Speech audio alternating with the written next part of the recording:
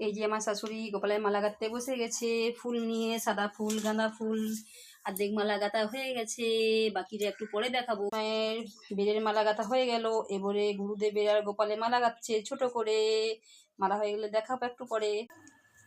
এই যে আমার শাশুড়ি গোপালের ছোট করে একটা মালা গাঁথা হয়ে গেছে, আরও দুটা মালা গেঁথেছে, একটু পরে আপনাদেরকে দেখাচ্ছি। এই দুটো গেঁথেছে গৌরনীতারের, কেমন হয়েছে জানাবেন। আমাদের গৌরনীতার আছে, তার দুটো মালা হয়েছে। এই দুটো গেঁথেছে রাধা গোবিন্দ আর আমাদের গোপাল দাদার, বাঁ হাতেরটা গোপাল দাদা, ডান হাতেরটা রাধা গোবিন্দর। এটা গেঁথেছে আমাদের মন্দিরের গোপালের বেলের মালা, কেমন হয়েছে জানাবেন। আমার শাশুড়ি 9টার দিকে বসেছে মালা গাঁথতে, এখন 11টা বাজছে, এতক্ষণ গাঁথলো। মালাগুলো কেমন হয়েছে একটু লাইক করবেন, কমেন্ট করবেন, সাবস্ক্রাইব করবেন। আর মালাগুলো কেমন হয়েছে একটু কমেন্ট করে জানাবেন, তবেই আমাদের ভালো লাগবে। মালাগুলো যদি ভালো লাগে একটু কমেন্ট করে প্লিজ প্লিজ প্লিজ জানাবেন। এই যে আমার শাশুড়ির মালা গাঁথাটা কেমন হয়েছে।